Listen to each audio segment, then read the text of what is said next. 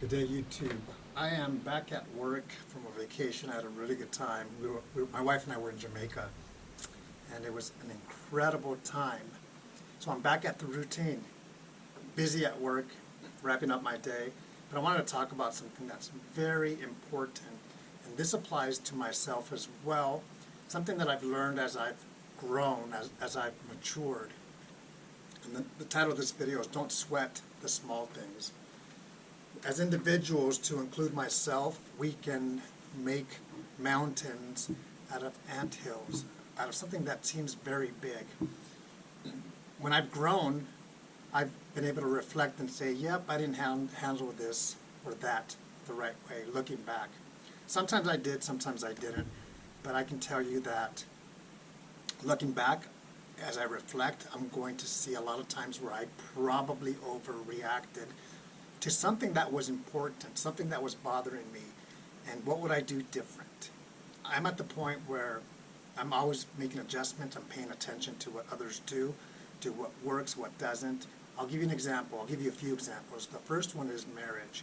In marriage, you have to pick your battles. If you're an individual that's constantly on your spouse about something, it's going to be challenging. Remember, usually in marriage or relationships, people are different. So don't expect him or her to be who you are. There could be a lot of similarities as well, but you're going to have to pick your battles. One of the things that I like is I like clean, I like organization, I like consistency, I like communication. Was I always like that? No. So if there's a bunch of shoes, it's going to irk me, it's going to bother me. But I've realized, don't make a mountain out of something that's small. You pick your battles. For me, once I started to do that, it's okay. It's okay if there's 2 or 3 pairs of shoes that are not mine on the floor there.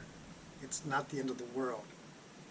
Don't sweat the small things, and that's an example of a small thing. Another very big and tragic example is whatever you have to deal with in your life, I hope that you deal with it, that first of all you're aware and that you're able to deal with it. It is very important that you do that. I've lost 2 people, 2 family members in the last 2 weeks. My uncle passed away. He was 71, lived a good life, but he passed away to cancer. And then I have a cousin who I grew up with who unfortunately committed suicide 4 days ago.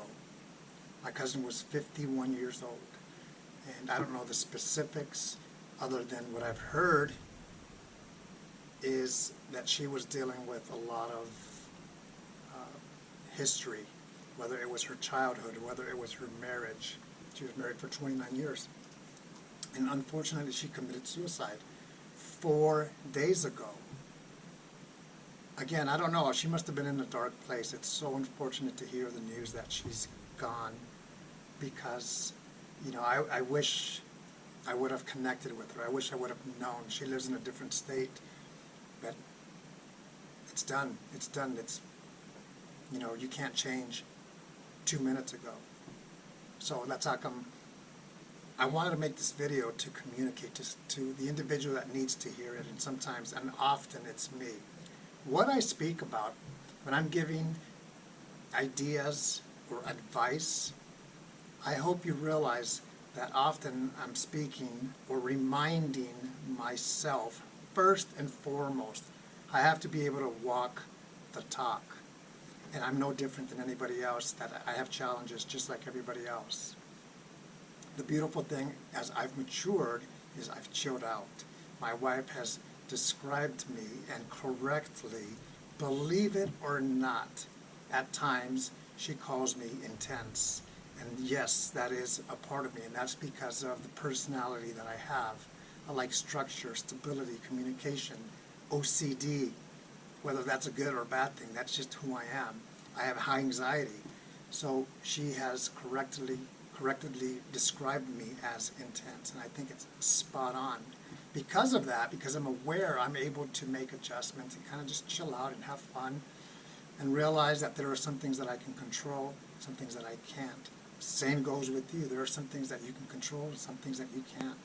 So the things that you can't control, I'm going to give you the advice that I tell myself: let it go, because it's not worth it. We have one life to live. Again, my cousin passed away 4 days ago. She's a year and a half older than me, gone forever, and it's just an example of a tragic situation. I had an individual sit right here in that chair a year and a half ago. Sat right there. I out-processed the individual, and unfortunately, a service member, he committed suicide about 4 months later. It's just very extreme, and I'm going to get to the point example, because it doesn't have to be that.